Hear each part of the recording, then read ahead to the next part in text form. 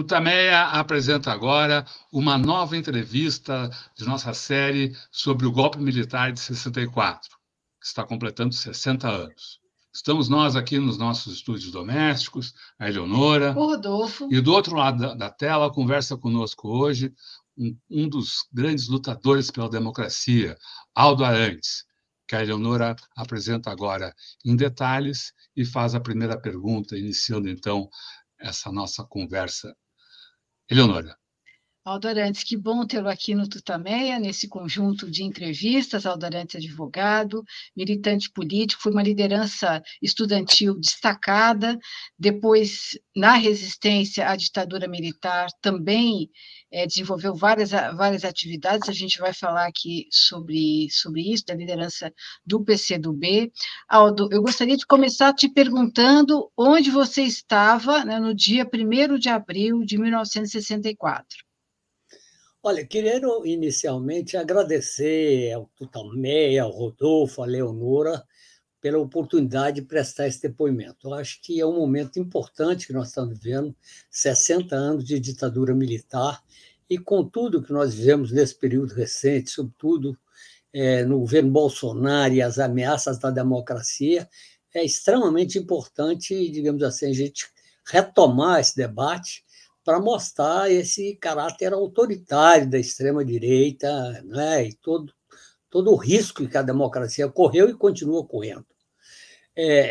No dia 31 de abril, eu estava em Belo Horizonte, eu era dirigente nacional de Ação Popular, estava em Belo Horizonte. 31 de março. 31 de março. 31 de março. Estava em Belo Horizonte, eu era dirigente de Ação Popular, quando tomamos conhecimento, estava numa reunião de AP, como tomamos conhecimento do início do processo do golpe. Eu, Betinho, nos dirigimos, o Betinho era também juntamente comigo, Betinho, Herbert José de Souza, e viemos para Brasília, não é? E ao chegar em Brasília, tomamos conhecimento que havia uma reunião do Congresso Nacional na madrugada do dia 1º de abril. Para lá nos dirigimos, não é? E tivemos a oportunidade de participar daquele momento fatídico, a sessão do Congresso Nacional, sob a direção do então senador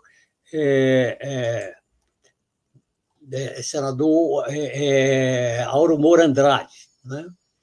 É importante, exatamente num determinado momento, o senador Auro Moura Andrade faz uma declaração absurda, que o presidente João Goulart tinha saído do Brasil, portanto, quer dizer, ele declarava, quer dizer, a vacância do cargo. Evidentemente, uma mentira completa, uma falsidade, porque o então chefe da Casa Civil, Darcy Ribeiro, tinha informado, digamos assim, oficialmente, de que o presidente João Goulart se encontrava em território brasileiro. Quer dizer, na verdade, aquilo ali foi, digamos assim, a manipulação e foi a tentativa, digamos assim, de justificar, entre aspas, o golpe. Não é? Naquele momento, eu, jovem, muito aguerrido, fiquei, digamos, escandalizado e do plenário gritei, golpista, golpista. É claro que, de imediato, a segurança do Congresso se movimentou, mas, naquele momento, os deputados Almino Afonso, Plínio Arruda Sampaio e Roger Ferreira, de imediato, se mobilizaram para permitir que eu saísse, digamos, sem maior problema da Câmara dos Deputados, do Congresso Nacional. Quer dizer, no outro dia, eu tomo conhecimento de que os militares estavam atrás de mim, eu era funcionário da Superintendência de Política e de Reforma Agrária, e eu, com minha esposa, Dodora, resolvemos, então, sair de Brasília. Não é? Me lembro exatamente, dia 1º, nós estamos saindo no final do dia, 1º de abril, os tanques entrando em Brasília pelo Eixão, quer dizer, os prédios balançavam e nós exatamente nos dirigimos para Anápolis, que é a minha cidade natal, e de lá fomos para uma fazenda de um tio meu. Então, foi basicamente essa minha experiência no dia 1º de abril, quer dizer, que é exatamente o dia do golpe.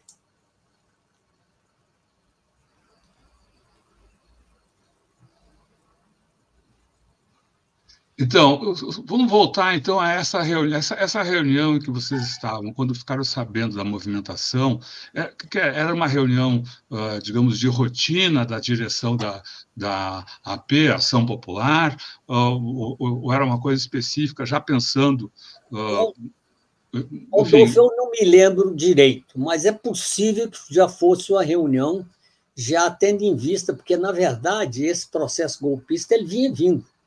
Já havia, digamos assim, inúmeras manifestações. Eu, por exemplo, quando era presidente da UNE, pouco antes, já tinha, eu participei, por exemplo, de um congresso de trabalhadores rurais em Belo Horizonte, que ali já havia, digamos, manifestações do grupo de extrema-direita. Então, a articulação golpista já estava em curso, entende? Vários eventos que vinham ocorrendo, entende? Indicavam o processo de articulação. E é claro que, na medida em que foi se aproximando, essa coisa foi ganhando mais impacto. Então, é possível, não tenho assim a lembrança, mas é possível que a gente já estivesse ali discutindo um pouco essa situação. O fato é que, rapidamente, nós pegamos o avião e fomos para Brasília. Voltando ainda mais, como é que você poderia nos descrever a sua adesão à AP e o trabalho da AP até esse momento? Olha, na verdade, nós vivemos uma situação que nós éramos de ação católica, né? No momento em que eu fui eleito presidente da União Nacional dos Estudantes, com apoio do Partidão, o Partido Comunista Brasileiro, quer dizer, naquele momento estava configurado exatamente uma situação, exatamente do conflito. O anticomunismo estava a chamada Guerra Fria. Então, a alta hierarquia católica tomou a decisão de me afastar da JUC. E esse afastamento da JUC redundou exatamente em uma decisão nossa. Eu diria assim, eu era a liderança política, porque eu era presidente da UNE e tal, e o Betinho era a liderança mais intelectual. E um grupo, exatamente, basicamente o pessoal de Belo Horizonte, do Rio de Janeiro e de Minas Gerais, nós exatamente iniciamos a iniciativa de articulação popular. Quer dizer, então, rompia com esse vínculo da ação católica para organizar uma entidade que era exatamente a ação popular. Eu, quando presidente da UNE, nós realizamos a Univolante, que foi um evento extremamente importante, que marcou a história do movimento estudantil. Nós viajamos praticamente o Brasil inteiro, quase todas as capitais. Eu falei em 200 faculdades, onde fazíamos assembleias sobre o problema da reforma universitária, e o Centro Popular de Cultura exatamente fazendo manifestações. Então, enquanto isso, o Betinho articulando já, quer dizer, o processo de formação de ação popular com a intelectualidade progressista de várias cidades. O fato é que, depois da Univolante, né, nós tivemos uma UNE extremamente fortalecida, tanto que o papel da UNE na luta contra a ditadura tem a ver com esse resultado desse trabalho, consolidou tremendamente a UNE nas bases. Temos uma estrutura de cultura popular através de centros de cultura popular em vários estados do Brasil, e temos exatamente o início de formação de ação popular. De tal forma que, em 62, a gente organiza o Congresso de Fundação de Ação Popular em Belo Horizonte. Quando vem o golpe militar, evidentemente, como eu disse, a gente sai do Brasil, né? E aí, então, há toda uma fase que se segue após a ditadura militar.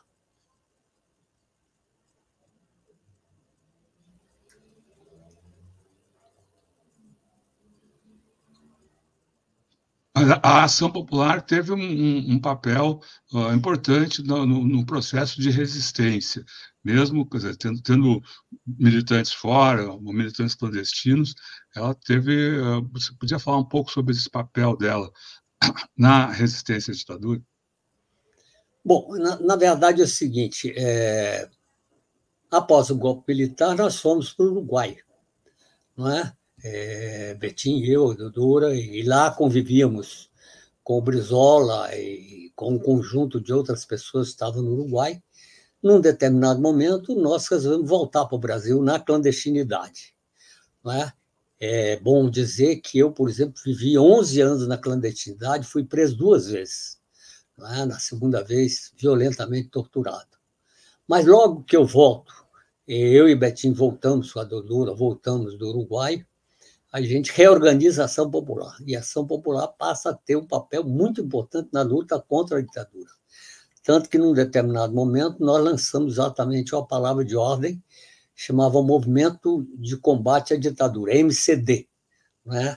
Então, naquele momento, a UNE continuava exatamente jogando um papel importante, a UNE, e o movimento universitário e secundarista em todos os dois. A Ação Popular tinha liderança, como tinha liderança também, em menor escala, mas tinha, junto ao movimento operário e o movimento camponês. Então, essa ação de ação popular teve um significado muito importante. É bom que se diga que a ação popular, a partir do momento que surge, guardadas as devidas proporções, tem algo semelhante ao que foi o PT, com a diferença que a ação popular surgiu do movimento universitário, movimento estudantil, e o PT surgiu do movimento sindical. Mas, guardadas as proporções, a ação popular, antes do golpe, era uma organização muito forte, muito influente, não é? E depois do golpe militar, continuou exatamente na luta contra a ditadura. Né? Então, foi uma ação desenvolvida por diversas fases, né? E na evolução política de ação popular durante a ditadura, nós fomos exatamente num processo de aproximação crescente do marxismo. Né? Num determinado momento, eu vou para a China, estabelecer um contato com o Partido Comunista Chinês, nós começamos a nos aproximar do Partido Comunista, da visão marxista, né? E pelo veio dessa relação com os chineses. Né?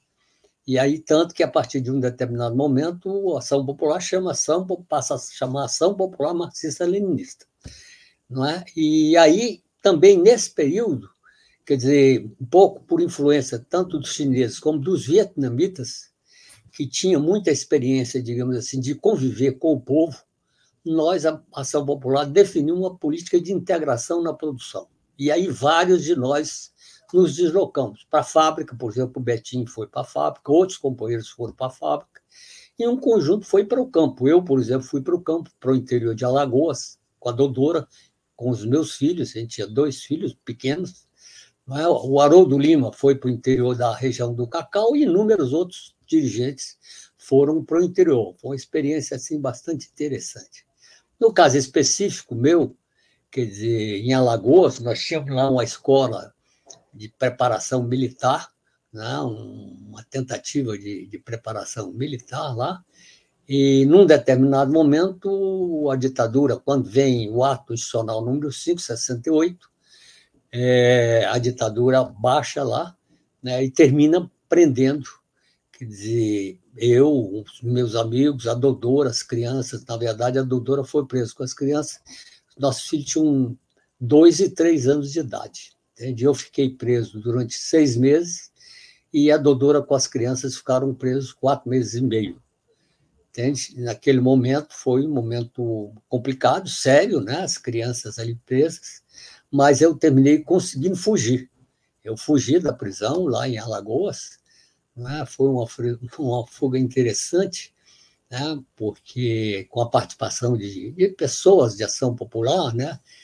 O futuro presidente da OAB, Marcelo de Laverner, na época era advogado lá, ajudou nessa fuga. Né? Enfim, foi um momento importante ali. O fato é que depois da fuga eu volto à clandestinidade e, nesse processo, então, termino me incorporando ao Partido Comunista do Brasil. Eu e outras lideranças, o Haroldo Lima, o Duarte Pacheco, Duarte não, eu, Haroldo, outros companheiros, nos incorporamos ao Partido Comunista do Brasil. Aí, num determinado momento, a chamada chacina da Lapa, em que aí são assassinados, quer dizer, alguns companheiros, né? 3 companheiros são assassinados e vários são presos, violentamente torturados. Né? Então, esse período da ditadura militar foi um período difícil.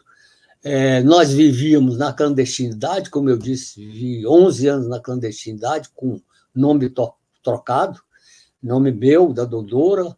Os filhos, o sobrenome era trocado, o primeiro nome, não. Dodora era psicóloga e a gente viu que não era o caso de trocar o nome, senão ia dar confusão. Então, manteve o nome, mas criava umas situações assim muito interessantes, muito complexas, porque, só para dar um exemplo, a gente falava, eu sempre falava para as crianças, eles pequenos naquele momento ali, esse episódio que eu vou contar, eles deviam ter 8 anos, o André, a Priscila, uns 7, por aí. Eles já estavam começando a entender as coisas. E eu sempre dizia, eu ia com eles, a gente morava em São Paulo, na periferia de São Paulo, ia com eles para os parquinhos que tinha lá em São Paulo. E aí, no caminho, eu sempre procurando transmitir princípios de honestidade, seriedade, criança não deve mentir, a gente não deve discriminar negro, nem pobre, etc. E, num determinado momento, o André, que já era mais, entendia mais, ele me questiona: pai, você disse que a gente não pode mentir, mas, ao mesmo tempo, você disse que a gente não pode falar onde a gente mora. Então, eu quero saber, a gente fala mentira ou verdade? Bom, foi uma situação complexa naquele momento. Como é que eu vou dizer para 2 crianças, uma de 7 anos, uma de 8 anos, outra de 7, se o problema é mentira ou verdade? Aí, na hora, me ocorreu um exemplo concreto. Falei: escuta, vocês gostam do Zorro? Claro, nós estamos assistindo o Zorro, a gente adora o Zorro. André, é o seguinte, Priscila, você acha que o Zorro pode contar para o Sargento Garcia qual a identidade dele? De jeito nenhum, pai. Se contar, ele vai ser preso. Eu disse: é a mesma coisa do papai e a mamãe. Se contar, nós vamos ser presos. Aí disse: já entendi, não preciso falar mais nada. Então, tinha alguns episódios dessa natureza, né? Mas foi interessante porque, na verdade, tanto eu e principalmente a Dodora, a gente fazia todo o esforço de que as crianças não tomassem conhecimento da complexidade da situação que nós vivíamos. Então, a gente morava num bairro operário, eles não sabiam que a gente era perseguido, né? Tinha convivência com esses moradores no bairro operário, lá em São Paulo, e foi interessante, por exemplo, quando eu fui preso, esses moradores lá, trabalhadores, né, de uma fábrica lá, eles não tinham nenhuma politização. Não é? Quando tomaram conhecimento da minha prisão, porque quando eu fui preso, a Dodora foi visitá-los, eles se solidarizaram de imediato e foram me visitar no presídio. Então, são algumas coisas assim, marcantes. E a sobrevivência de vocês no período da clandestinidade? Era Na verdade, a organização? Havia uma ajuda grande da família, mas, na verdade, nós tínhamos, digamos assim, era o esquema de ação popular, porque a gente era profissionalizado. Sobretudo eu era profissionalizado, a Dodora trabalhava com amigos nossos, trabalhava numa escola, tal, clandestinamente, com nome trocado. Eu não tinha condições de trabalhar, então eu era profissional. O profissional ajuda, a família ajudava um pouco, mas era fundamentalmente uma ajuda da organização. E a ajuda da organização era completa, porque nós não tínhamos ajuda internacional nenhuma, nem China, nada. Então, na verdade, nós fizemos uma coisa que foi muito, muito significativa, que indica o grau de dedicação do pessoal de ação popular. Nós vendíamos os nossos bens. Entende? Eu, por exemplo, tinha uma casa lá em São Paulo, eu e a Dodora vendia casa.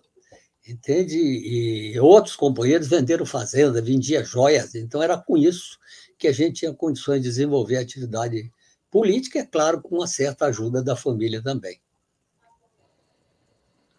Aldo, queria voltar. Você falou que teve que a fuga, a sua fuga da prisão foi meio. Você falou interessante, a gente poderia dizer talvez espetacular, não sei. Eu queria que você contasse um pouco mais de detalhes como foi esse processo. Na verdade, foi interessante. Não sei se foi espetacular, mas foi interessante.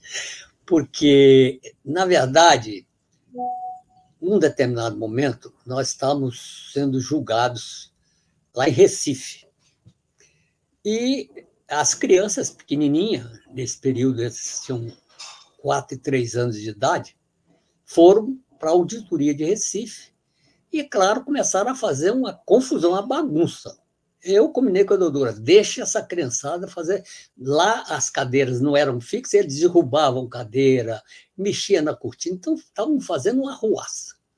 Então, quando os militares começam a chegar, sobretudo um militar negro, capitão, a hora que chegou, ele ficou indignado. O que essas crianças estão fazendo aqui? E um escrivão, que já estava, digamos assim, sensibilizado pela nossa situação, disse, não, esses meninos estão presos com os pais. O quê? Presos? Estão presos. Porque, na verdade, como eu estava com o nome frio, a gente não tinha condições de entregar as crianças para a família, porque senão revelava a identidade. Então, eles tiveram que ficar conosco.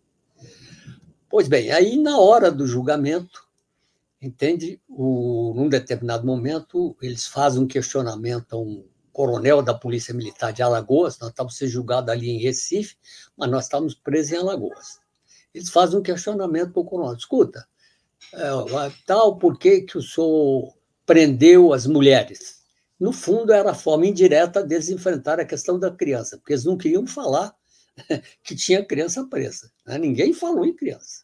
Por que vocês prenderam as mulheres? Aí o coronel, um imbecil, disse, não, lá em Alagoas, quando a gente não consegue encontrar os maridos, a gente prende as mulheres. A hora que ele falou isso, a advogada levantou de imediato, seu juiz, eu peço a libertação imediata das minhas clientes, porque está visto exatamente o absurdo, e na hora, exatamente, o juiz concedeu a libertação.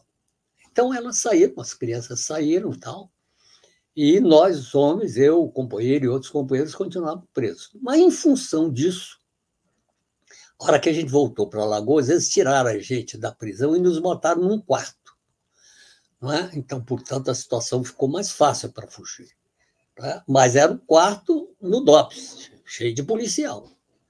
E aí nós tínhamos um amigo lá, por sinal, companheiro de Goiás, que eu sou de Goiás, esse companheiro também é, e ele era um cara assim, muito ligado em futebol. E ele tinha estabelecido uma relação com os policiais e sabia que os policiais gostavam muito de futebol. E aí tinha um jogo, que era o jogo com os dois principais times de Alagoas, CRB e CSA, lembro disso até hoje. Aí marcou-se a fuga para esse dia. E aí, o dia que chega, eram 4 soldados, dos 4, 3 não compareceram. Olha bem, ficou um só. É claro que lá na delegacia, no fundo da delegacia, tinham policiais, mas estavam deitados, estavam dormindo e tal. Quer dizer, lá vigiando, mesmo dos 4 ficou um. E aí nós tínhamos combinado, uma advogada nossa trouxe para a fuga um sonífero, entende? A ideia era botar o sonífero no café e o policial bebia o café, a gente fugia. Bom, eu botei o sonífero no café e cadê? O policial não queria beber café, coisa nenhuma. Entende? Aí foi chegando a hora, a gente tinha acertado com companheiros de estarem de fora, com carro para nos aguardar. Entende? E aí, a hora que chega mais ou menos o horário combinado, que era 3 horas da manhã, 3h30, a gente, agora vamos ter que dar um jeito, vamos lá. Aí nós fomos lá, o policial estava dormindo, mas era uma casa, antigamente a moradia, tinha uma entrada pequena, e que tinha um birô, e que a gente, para passar, tinha que passar ao lado do cara dormindo, e é claro, o cara armado. Né? Era a única solução, ele dormindo, aí esse companheiro foi na frente, o companheiro foi na frente, quando ele chegou, tinha ao lado uma delegacia de furtos e roubos. A nossa era de Lopes. E aí os caras sentiram alguma confusão e gritaram. Ao gritar, o cara acordou, e era a hora que eu ia passando. Acordou, e aí eu corri. Entende? O cara, pelo barulho que eu notei, ele deve ter espantado, caiu em cima do birô, e eu corri. Corri e caí. Estava muito emocionado, tropecei, estava com uma chinela desse de dedo, tropecei e caí, mas o cara não teve coragem de atirar, porque podia ter atirado pelas costas. Né? Não teve coragem de atirar, e nós chegamos, aí tinha o pessoal lá, que tinha segurança lá, e aí a gente correu para um carro. Com a particularidade, esse carro era de um militante do PCB, que foi meu contemporâneo, ele era médico, foi meu contemporâneo de movimento estudantil. Quando ele tomou conhecimento da nossa prisão, ele informou a direção do PCB de Alagoas que o Aldo Arantes estava preso e que ele queria ajudar na soltura. E o PCB de Alagoas vetou, e ele foi.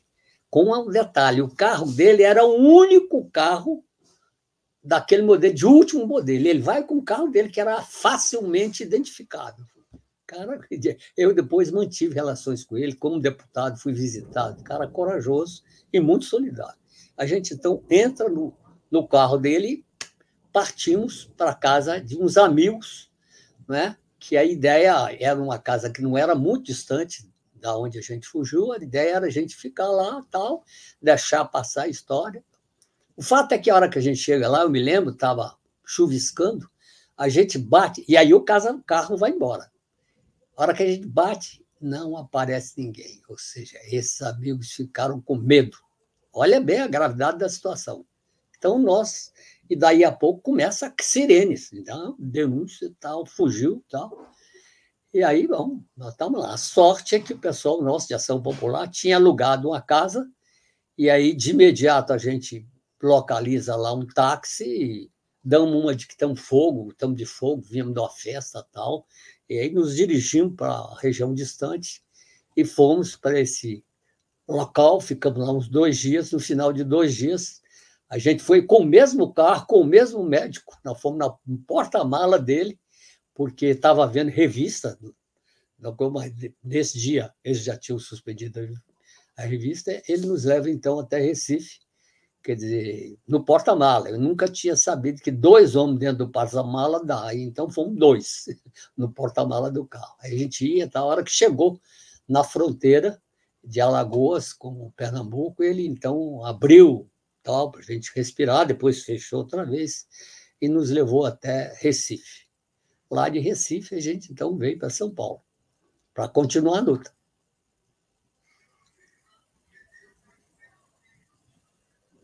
E como continuar a luta? Pois é, aí, pouco depois, a gente se incorpora ao PCdoB, né, porque nesse momento eu ainda era militante de Ação Popular, à medida em que há essa evolução... Antes teve o reencontro com a família, não? Com a Dodora e com a... Claro, houve o reencontro com a Dodora, porque a Dodora já tinha saído antes com as crianças. Reencontro e tal, vamos morar exatamente num bairro na periferia de São Paulo, com as crianças conosco. E aí começa exatamente a continuidade da luta na clandestina, e a clandestinidade rigorosa, né, porque a situação política tinha se agravado com o ato institucional número 5, eu era, claro, um cara muito procurado, e nós vivíamos, então, na periferia de São Paulo. E aí, a partir de um determinado momento, há uma incorporação de Ação Popular ao PCdoB, em 72. Eu passo a ser, eu, com Haroldo, Renato, passamos a ser membros da direção nacional do PCdoB. Eu fazia trabalho juntamente com os trabalhadores rurais, entende? Também com o movimento estudantil, enfim, nós tínhamos atividades no partido, e até que há a chamada queda da Lapa. Naquele momento aconteceu um fato interessante, porque eu conversando com a Dodora, aí as crianças já tinham 10 anos, o André tinha 10, a Priscila tinha 9. Aí nós chegamos à conclusão, eu acho que agora nós estamos vivendo uma situação, isso foi pouco antes da minha prisão, nós estamos vivendo uma situação que a gente tem que abrir o jogo com as crianças. Não dá mais eles não saberem qual é o nosso nome, qual é o nome deles, até porque já tinha havido alguns incidentes com família, porque encontrava muito pouco com família. Mas de vez em quando encontrava e dava problema. Teve uma vez que houve uma briga do André, porque ele dizia para os primos dele, da família da Dodora, dizia que o sobrenome nosso era... a família dizia que era Almeida Cunha, e ele dizia não. Falava o sobrenome frio que a gente utilizava. Aí deu uma confusão, eles disseram que ele estava mentindo, ele ficou muito bravo. Então nós chamamos, agora tem que conversar, né? Aí, num determinado momento, nós morávamos numa rua lá, a estrada de Itaquera, no começo da estrada de Itaquera. Aí chegamos lá um dia, sentamos, eu, o doutor, o André, a Priscila. Olha, André, Pri, na verdade, a gente tem que exatamente informar para vocês que o nome Sua mãe é Maria Auxiliadora e o nome do papai é Aldo Arantes. E a gente não teve condições de falar para vocês, porque nós estávamos correndo o risco de ser presos. Agora vocês já são crescidos, precisam saber. Aí o André, ele olha assim para o teto e diz: Aldo, fala 3 vezes: Aldo. Ah, pai, quer saber? Você não tem cara de Aldo, não, sua cara é de Roberto. Roberto era o meu nome frio. Pois bem, e aí, pouco depois, eu sou preso. Entende? Então, aí, situação nova, fui preso, aí fui violentamente torturado com os meus colegas. 3 foram assassinados, um na tortura, né, o Drummond na tortura, o Pomar foi assassinado, enfim, vivemos uma situação complexa. Né, e aí fiquei 2 anos e 8 meses na prisão, aí no presídio do Barro Branco, em São Paulo, e é isso. Depois, é claro, com a anistia eu saí, voltei para o meu estado, Goiás, fui candidato a deputado federal, fiquei como primeiro suplente, assumi, e aí depois disso tive 4 mandatos de deputado federal, tendo sido constituinte.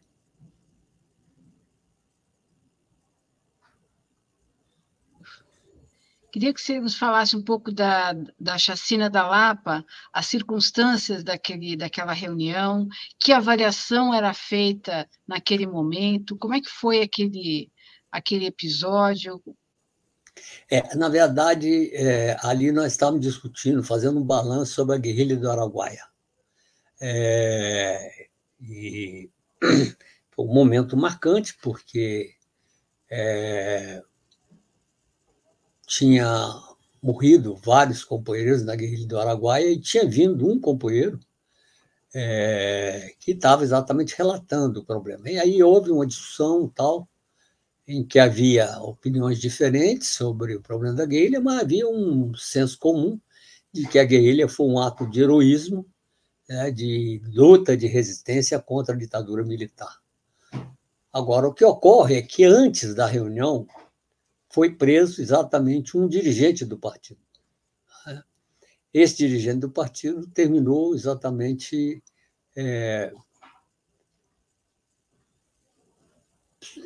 delatando, né, e passando para o lado dos militares. Né? E ele vai para a reunião. Ele não sabia que a Joverteles, ele não sabia que o Amazonas não estaria na reunião. Então, o esquema, a ditadura imaginava que o Amazonas estaria. Então, a ideia era matar os dirigentes do PCdoB. Tem um dado importante que depois eu posso relatar, foi um depoimento uma conversa que eu tive com Dom Paulo Fruto, uma questão, depois que eu fui torturado, tal, eu procurei, e ele exatamente contou que chegou a ele a informação de que o exército ia, quer dizer, cercar a Casa da Lapa. Mas aí ele não tinha contato, e também já estava em cima da hora, foi na antevéspera, talvez do dia anterior, também já ali nessas alturas nem dava muito o que fazer. O fato é que teve a reunião, né, num determinado momento, saímos, eu e o Haroldo Lima. A gente saiu de 2 em 2. Eu fui preso quando eu estava entrando na estação Paraíso do metrô, olha bem o nome, Paraíso. Eu fui preso e aí inicia a tortura. O Haroldo vai para a casa dele, né, vai de ônibus e eles seguem ele e não prendem, na tentativa exatamente de imaginar se alguém iria chegar na casa dele. Mas o nosso esquema era de radical isolamento. Ninguém chegava nas casas onde a gente morava, ninguém sabia. Então, quando eles perceberam que não ia ninguém, no outro dia terminaram prendendo o Haroldo. Naquele dia à noite também saiu o Drummond, que foi assassinado na tortura. Eles prenderam o Drummond, ele foi assassinado. E saiu também nesse dia o Vladimir. Então, fomos presos nós 3. Né? E o Drummond, torturado, né? Assassinado na tortura. E no outro dia saiu exatamente o Novaes, que era um camponês, lá de Alagoas, essa região onde eu tive preso. Saiu exatamente o traidor, a Elza Monerá e o motorista, que chamava Joaquim. E aí, num determinado momento, o carro passou a ser seguido. E a Elza, então, diz, acelera, Joaquim acelera, e a hora que não tiver mais, para. E a hora que não tinha, quer dizer, aparentemente não tinha mais policial, ela parou e os dois saíram. O João veio por um lado e o companheiro camponês por outro. Na verdade, foi uma tática que eles utilizaram para libertar o Jover. Né? Para libertar o Jover, eles tiveram que soltar também o companheiro camponês. E aí, em seguida, prenderam os dois. Né? E, enfim, aí ficamos presos um bom tempo. Na verdade, ficamos presos 2 anos e 8 meses. Né? Eu e Haroldo ficamos presos, exatamente como eu disse, no Barro Branco. Isso foi em dezembro de 1976, né? Exatamente. E já tinha tido o assassinato do Vladimir Herzog, a repressão tinha se voltado até para o PCB, que não tinha, como você até lembrou aqui, o PCB era contrário à resistência à Marta. Aquele momento, né, de avaliação política, que você disse que estava avaliando a guerrilha do Araguaia, né, se imaginava que a ditadura iria novamente intensificar a repressão? É claro, porque, na verdade, a guerrilha do Araguaia foi uma séria ameaça. Como todos nós sabemos, a mobilização feita contra a guerrilha do Araguaia era violentíssima, a quantidade de soldados, o nível de mobilização, pelo que se conta, foi a maior mobilização de soldados depois da Guerra do Paraguai. Então, foi um negócio de grandes proporções. E, portanto, colocava em risco, ameaçou. E aí o PCdoB e a liderança do PCdoB passou a ser o alvo privilegiado da ditadura naquele momento. Agora, acho que uma informação interessante é que, num determinado momento da minha prisão, eu sou visitado pelo meu advogado, que era o Luiz Eduardo Greenhalgh. E depois, exatamente porque nesse ínterim, quando eu sou preso, a Dodora sai, porque ela ia ser presa também. Então, ela sai e tal, vai para a casa da mãe dela, lá exatamente o Marcelo Cerqueira retira ela de lá, quase que ela foi presa, retira ela de Belo Horizonte, leva ela para uma casa lá no Rio de Janeiro e tal. Né? E, na verdade, quando eu sou visitado pelo Luiz Eduardo Greenhalgh, na segunda vez ele leva a minha mãe. E minha mãe, que era uma mulher assim, que eu tenho grande orgulho, muito corajosa, ela, me vê torturada, as marcas da tortura, e em conversa com o Luiz Eduardo, Dona Quita, era o nome da minha mãe, eu acho que nós devíamos procurar para a senhora relatar para o cardeal, Dom Evaristo Arnes, o que está acontecendo com o Aldo e com os colegas dele. E ela procura, junto com o Luiz Eduardo, e relata para o cardeal.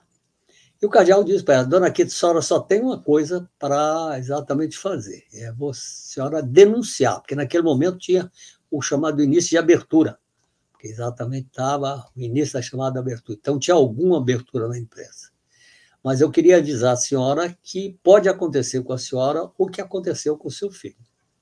Ela disse, eu faço qualquer coisa para salvar o meu filho. E foi para a imprensa, denunciou, saiu matéria na Folha de São Paulo, na Veja, então teve a repercussão. Na verdade, quer dizer, dos elementos que eu tenho, é provável que tenha sido o primeiro familiar de preso político que denunciou a tortura no Brasil, porque tinha muita denúncia mais de fora, no exterior.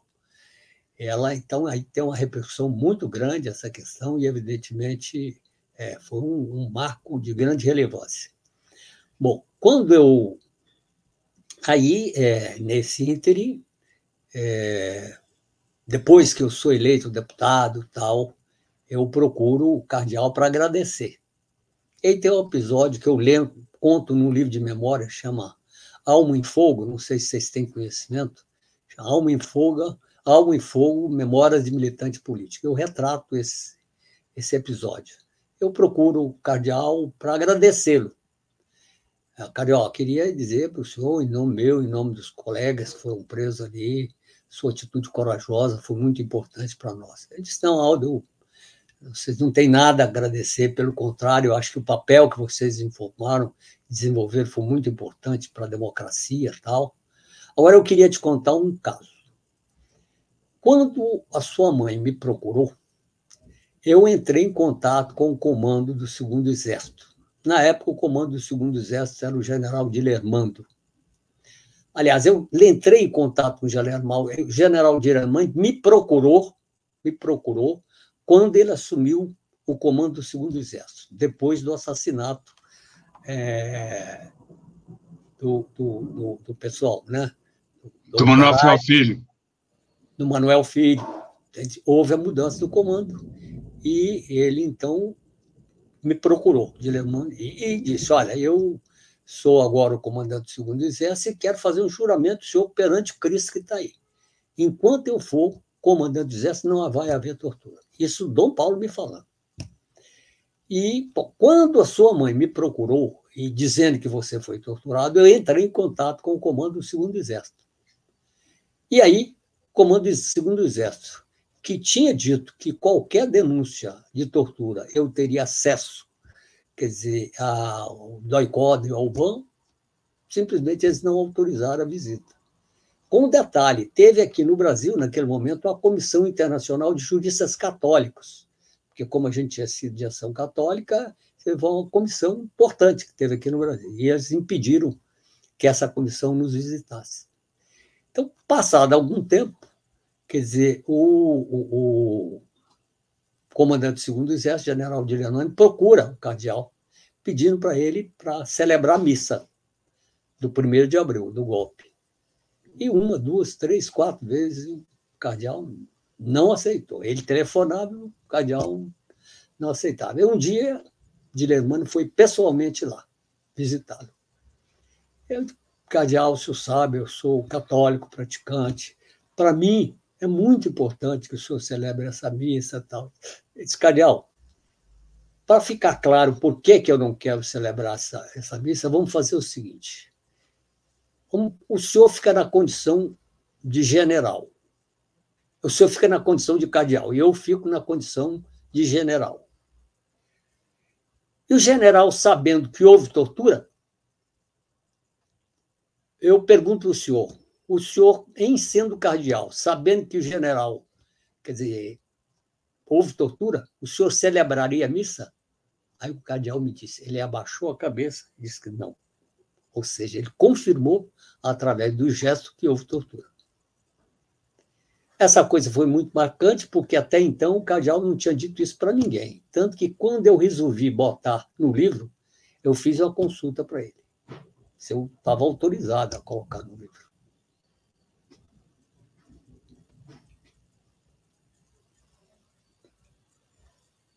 A gente sempre fala da resistência à ditadura, o enfrentamento à ditadura. Por que enfrentar a ditadura? Por que resistir à ditadura? Qual era o Brasil? Como era o Brasil sob a ditadura militar? Olha, o Brasil, evidentemente, com a ditadura militar, teve graves retrocessos, né? Teve retrocesso em direitos humanos, a mortandade, a violência que se praticou, a censura, a perseguição aos estudantes, a morte, a violência de estudantes e trabalhadores. Então, essa questão de direitos humanos foi uma coisa assim clara. Mas não só isso, a política econômica adotada aqui foi a política, digamos assim, não só de arroz salarial, que era a lógica do capitalista, como também de abertura da economia brasileira aos capitais estrangeiros. Aí tem Civan, tem a abertura da Amazônia, tal.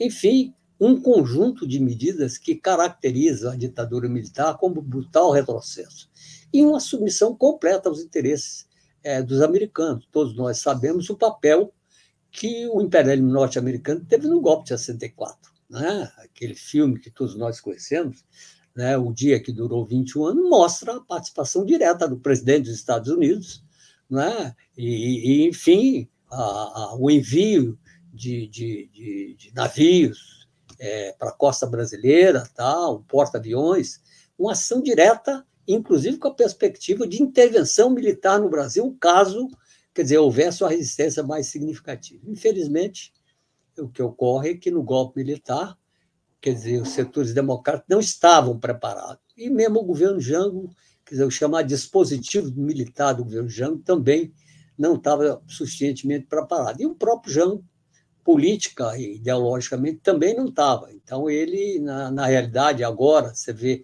uma série de depoimentos, tanto do Brizola como do Darcy Ribeiro, mostrando que o Jango, ele, no momento em que eventualmente poderia tentar alguma iniciativa de resistência, ele não aceitou, porque achava que isso ia representar um sério derramamento de sangue para o povo brasileiro, etc. Enfim, quer dizer, tudo isso colocou para o povo brasileiro, para os democratas e para aqueles que queriam continuar a luta, a necessidade exatamente de lutar contra a ditadura militar. Eu, inclusive, como vindo do movimento estudantil, e continuava como dirigente de Ação Popular, depois dirigente, com influência. Nós dirigimos o movimento estudantil, dirigimos setores do movimento operário e jogamos papel na luta contra a ditadura. Com que objetivo? Com o objetivo de resgatar a democracia, com o objetivo de resgatar a soberania nacional, com o objetivo de resgatar os direitos dos trabalhadores. Esse aí é o sentido que, digamos, que estimulava o povo brasileiro e a juventude para lutar contra a ditadura militar. É claro que muita gente optou por deixar de lutar, ou foi cooptado pela ditadura, ou saiu do Brasil. Mas muitos continuaram no Brasil. E, ao continuar no Brasil, muitos foram assassinados, outros sofreram as consequências da prisão, da tortura. Mas eu acho que é esse conjunto de lutas, combinado com a luta dos trabalhadores, da juventude que continuou lutando, é que permitiu que a gente colocasse no fim a ditadura militar. Mas, infelizmente, o que ocorre é que não ocorreu no Brasil o que ocorreu, por exemplo, na Argentina. Entende? Nós não conseguimos, quer dizer, que os militares que foram responsáveis por tortura respondessem pelos seus crimes.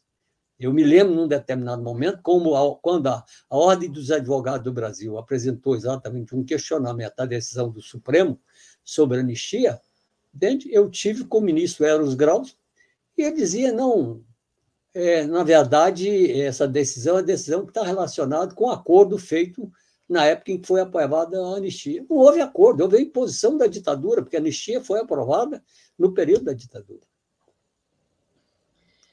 Aldo, quando você lembra de março, abril de 64, você estava na liderança do movimento, tinha acabado de fazer essa sequência da Univolante, que foi um projeto realmente criativo, inovador, que mexeu, especialmente com a juventude brasileira. Que avaliação política se fazia sobre a possibilidade de golpe? Vocês estavam numa avaliação havia um crescendo do movimento popular, não só dos estudantes, mas em muitas áreas, inclusive na área rural. Que tipo de avaliação foi possível fazer naquele momento? E essa hipótese de golpe estava sendo desprezada pelas cabeças que estavam pensando naquela hora? Eu acho que não havia a percepção, digamos assim, da gravidade do risco do golpe. Não havia. E não era só no Brasil, em outros lugares. Eu me lembro, por exemplo, quando eu tive, depois do golpe no Brasil, eu tive no Chile, que os militares de esquerda lá não achavam que tinha golpe, estava na antivéspera do golpe lá, o pessoal achava que não tinha. Então, aqui também eu acho que não houve, e aí com isso a esquerda não se preparou, o governo não se preparou, houve uma subestimação. Entende? Havia alguns setores que diziam, não, as Forças Armadas têm uma tradição democrática no Brasil. E deu no que deu. Então, na verdade, não havia percepção da gravidade disso. E não havendo a percepção, não houve a preparação.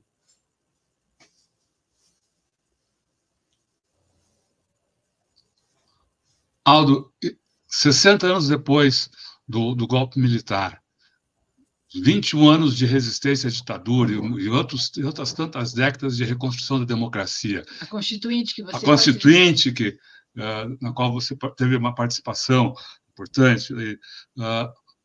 Que alertas a história nos dá? Que alertas a história dá para quem está hoje tentando construir um Brasil soberano, um Brasil democrático? Rodolfo, eu diria que a democracia continua ameaçada. Na verdade, eu acabei de coordenar um livro que chama Democracia Ameaçada, de uma entidade que eu dirijo, chama Associação dos Advogados e Advogadas pela Democracia, Justiça e Cidadania. Nós realizamos um seminário e o seminário exatamente procurou abordar essa questão dos riscos que ameaça, que a democracia vive. Eu diria que destacaria 3 aspectos. Primeiro, exatamente o neoliberalismo. Quer dizer, o neoliberalismo, quer dizer, ele, na verdade, ele ameaça a democracia, sobretudo a democracia social. Porque quando nós estamos falando de democracia, nós estamos falando da democracia incorporada na Constituição de 88, que é a democracia social. Como todos nós sabemos, quer dizer, houve uma luta tremenda entre a democracia para o mercado e a democracia social. E o neoliberalismo continua o tempo todo tentando cortar direitos dos trabalhadores, direitos sociais, direitos econômicos. Né? E tanto assim que a reforma trabalhista é parte importante desse projeto. Não é? E, a partir de um determinado momento, quer dizer, o próprio neoliberalismo percebe que, para impor toda a lógica do mercado, para transformar a Constituição social numa Constituição do mercado, precisa do autoritarismo. Não é? Foi por isso que o Bolsonaro foi eleito. E é essa razão também, quer dizer, da eleição de inúmeros elementos de extrema-direita no mundo. É o neoliberalismo querendo impor sua política através da violência e da força. Então, eu diria que esse é um primeiro elemento. O segundo elemento é o papel das redes sociais. Né? Então, a chamada guerra cultural, e eu tenho um livro sobre essa questão também, porque o que percebe é o seguinte, quer dizer, no passado, o golpe era dado através da ação militar. Hoje, o golpe é dado através da conquista da mente das pessoas. É um negócio infernal.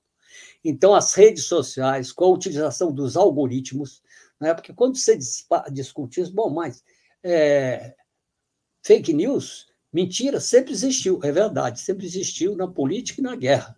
Só que, hoje em dia, ela ganha uma dimensão inteiramente nova. Primeiro, que com as redes sociais, ela atinge milhões ao mesmo tempo, coisa que no passado não atingia. Portanto, dá uma eficácia maior. E outra, que através dos algoritmos, ela orienta essas mensagens. Por exemplo, no passado, a esquerda tinha um programa, bonito programa, mas dirigir esse programa da mesma forma, para trabalhador, para intelectual, para trabalhador urbano, rural, estudante, a eficácia era pequena. A extrema-direita se apropriando de mecanismos poderosos, quer dizer, da mídia, das big techs, né? Conseguiu impor isso, com isso conquistou a mente de milhões de pessoas, ganhando, então, as eleições. Então, hoje, a extrema-direita, quer dizer, consegue ganhar a eleição sem precisar de dar golpe, conquistar o governo sem dar golpe. Né? Aí você poderia dizer, bom, aqui no Brasil, felizmente, a gente conseguiu barrar. Conseguiu, mas eles continuam com muita força. Então, olha a gravidade da situação. Quer dizer, é muito significativo, que não só o tamanho das manifestações de 8 de janeiro, do golpismo, né? Mas depois de tudo que aconteceu, o Bolsonaro conseguiu fazer aquele ato. Nós não podemos subestimar. É claro que eles imaginavam que o ato ia ter de 700 mil pessoas. Não teve, mas teve muita gente. Então, e esse objetivo daquilo foi exatamente, digamos, dar continuidade a essa articulação. Então, eu vejo que essa segunda questão, quer dizer, do problema da rede social, da guerra cultural, ela é grave porque, por exemplo, aqui no Brasil, há a tentativa de regulamentar. Mas as big techs hoje, vocês devem saber disso, quer dizer, as maiores empresas do sistema capitalista hoje são big techs. A Apple tem um valor de mercado de $1 trilhão. É 4 vezes maior do que uma empresa industrial normal, Boeing, ou GM, ou essas empresas grandes que no passado eram as maiores empresas do sistema capitalista. Hoje, as grandes empresas são as 5 big techs. E elas não aceitam nenhuma regulamentação, tanto que colocou essa discussão e eles boicotaram, começaram a fazer propaganda. Então, eu acho que é um problema gravíssimo que ameaça a democracia no mundo. No Brasil, evidentemente, mas no mundo. Mas não só ameaça a democracia, ameaça, por exemplo, a juventude.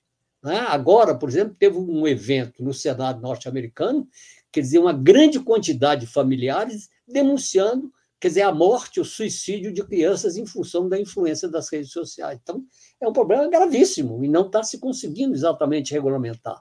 Quer dizer, na Europa ainda tem uma certa regulamentação, onde os Estados Unidos não tem, entende? E aqui no Brasil nós estamos nessa situação. Essa é a segunda. E a terceira questão que eu levanto de ameaça à democracia é esse grau de força que a extrema-direita continua no Brasil.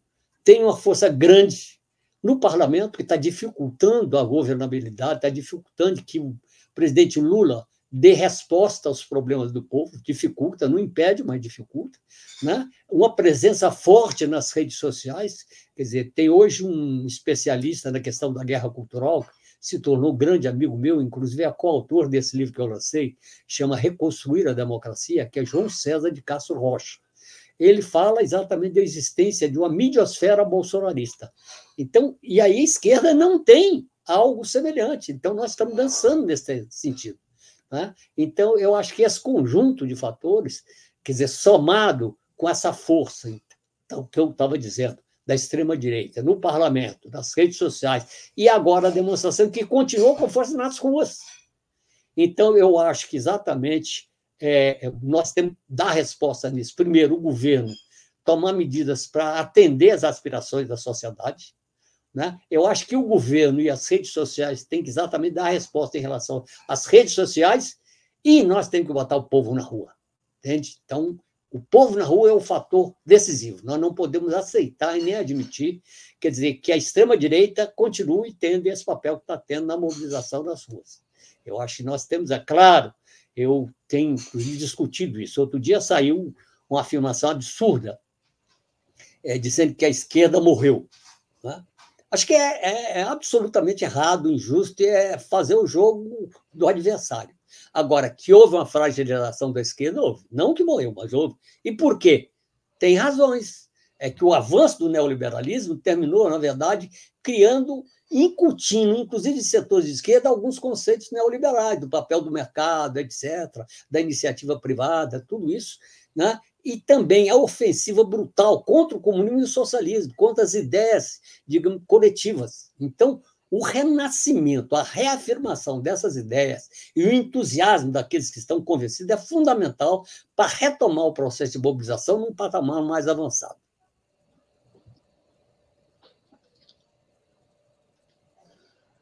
Muito bom, Aldo. A gente queria agradecer muito a sua participação aqui no Tutameia, nesse projeto, essa série de entrevistas sobre o golpe militar de 1964.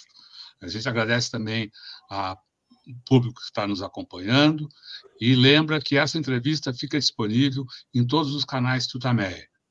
Basta buscar por Tutameia TV e você nos encontra nas várias plataformas de podcast, no Twitter, no Facebook, no YouTube. No YouTube, não deixe de se inscrever no nosso canal e clicar na sinetinha para receber avisos de novos vídeos. Visite também o nosso site, Tutameia. O endereço é tutameia.jor.br.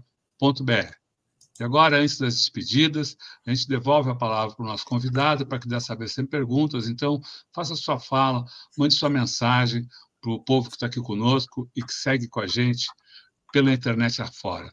Aldo, muito obrigado. A palavra é sua. Rodolfo e Eleonora, eu acho que, primeiro, quero reafirmar o meu agradecimento. Eu acho que, neste momento, eu acho exatamente comemorando, digamos assim, não comemorando, mas até procurando analisar as graves consequências desses 60 anos de ditadura militar, eu acho que nada mais importante do que um programa como esse. Um programa esclarecedor, que, sobretudo, procura exatamente levar a juventude, aqueles que não tiveram oportunidade de viver essa experiência, a conhecer exatamente, através de depoimentos, o que aconteceu naquele momento. Eu reafirmo, eu acho que nós, quer dizer, os setores democráticos, tendo como referência a justiça, a igualdade, a soberania, a liberdade, nós temos condições concretas de despertar novamente, quer dizer, não só a razão, mas o sentimento do povo, o sentimento de uma sociedade mais justa e mais humana. Então, é necessário exatamente nós reafirmarmos esse princípio, aprofundarmos o debate político, ideológico, para retomar essa ofensiva, essa hegemonia das ideias progressistas na sociedade. E não só, digamos, retomar a hegemonia das ideias progressistas, mas retomar as ruas, porque é retomando as ruas que nós vamos poder também retomar uma presença mais significativa no parlamento. Eu acho que hoje nós estamos numa situação complicada, porque no processo democrático, a não ser que você tenha uma revolução, as transformações passam pelo parlamento. E com o parlamento do jeito que nós estamos, quer dizer, qualquer proposta, a coisa tem tendência de piorar, né? Um dos elementos que eu trabalhei muito né, e considero decisivo, é a reforma política. Só que uma reforma política democrática com esse parlamento não tem condições. Então, nós temos como tarefa imediata alterar a composição do parlamento.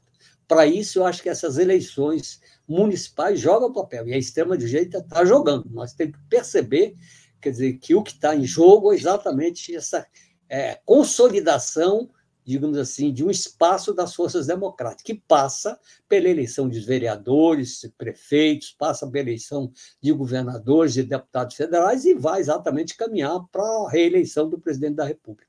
Essa tarefa ela está colocada, e eu acho que nós temos que exatamente voltar. É claro, insisto em dizer que o problema não é meramente eleitoral. Quer dizer, a questão política, a mobilização popular, inclusive, fortalece a alternativa eleitoral. Mas a questão fundamental está nas mãos do povo, está na mobilização da sociedade. É isso, um abraço a você, Rodolfo, um abraço a você, Leonora, e me coloco sempre à disposição para a gente continuar debatendo e discutindo. Muito obrigada. Muito obrigado. Tchau, então. Tchau, pessoal. Tchau.